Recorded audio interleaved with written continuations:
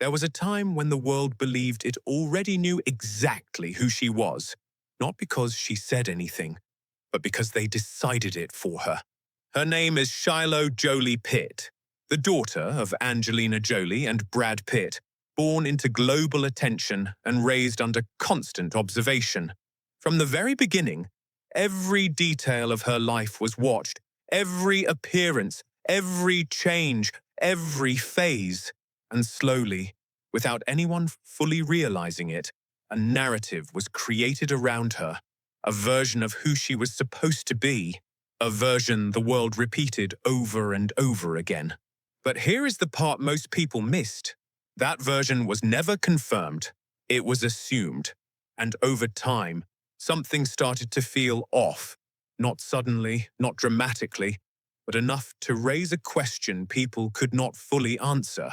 What if the world never actually understood Shiloh at all? What if everything people thought they knew was built on observation, not truth? Because in recent years, something changed. Her presence, her confidence, the way she carried herself. And for the first time, it no longer felt like the world was watching a story. It felt like they were watching someone take control of it. But that raises a much bigger question. When did that shift begin? And more importantly, why did it happen in the first place?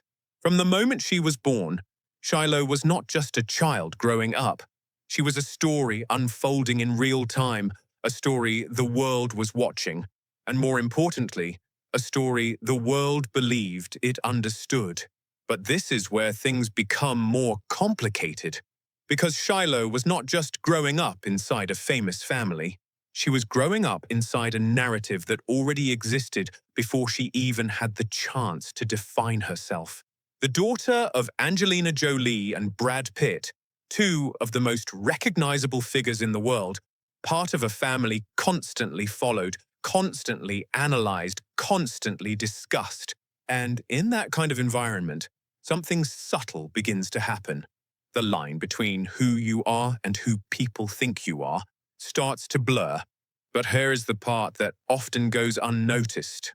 Children in that position are not just seen, they are interpreted.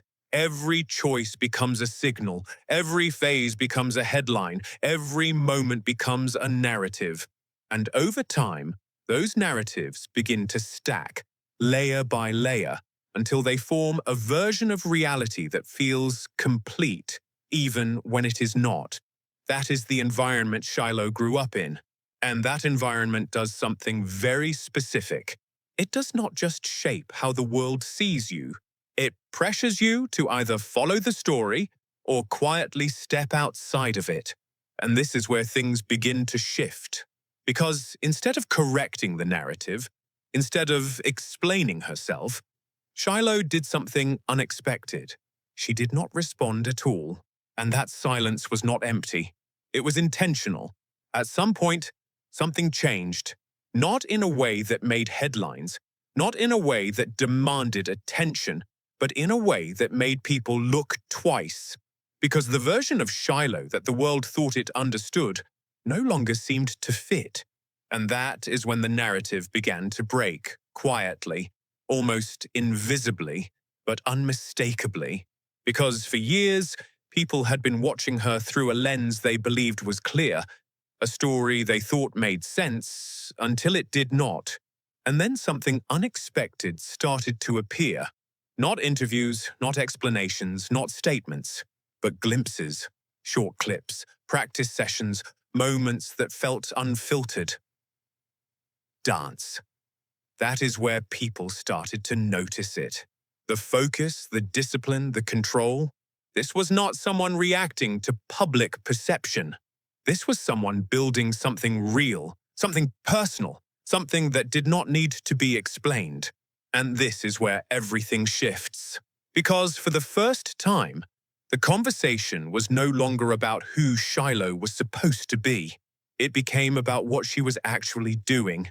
And the difference between those two things is everything. Because expectation creates pressure, but action creates clarity.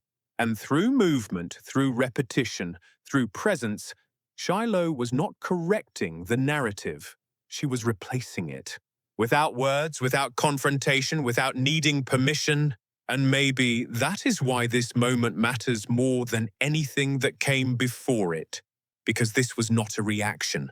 It was a transition from being observed to becoming defined. Most people, when they feel misunderstood, try to fix it.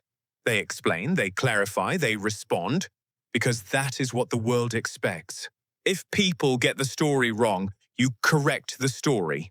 But Shiloh did something very different. She did not explain anything. She did not try to correct the narrative. She did not step forward to tell the world who she really was.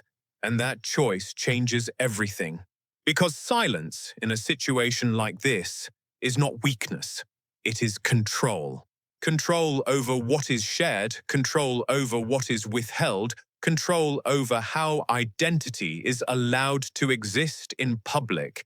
And in a life that has been watched since the very beginning, that kind of control is rare. But here is where it becomes even more interesting. Because identity is not something that is proven through words. It is revealed through consistency, through actions repeated over time, through presence that does not need explanation, through choices that quietly build a different reality. And that is exactly what started to happen. Instead of reacting to how she was seen, Shiloh continued to evolve. Through movement, through discipline, through a version of herself that felt increasingly grounded and self-defined. And slowly, something began to shift in the way people saw her. Not because she told them to change, but because there was nothing left to argue with. Because when identity is performed, it invites interpretation. But when identity is lived, it becomes undeniable. And maybe that is the most powerful part of this entire story. Because in a world that constantly demands explanation, visibility, and definition, choosing not to explain becomes its own kind of statement. A quiet one, but a permanent one. So who is Shiloh today? The answer is not something you can summarize in a headline, and maybe that is exactly the point. Because for years, the world tried to define her using simple explanations, labels that felt complete, stories that felt easy to understand.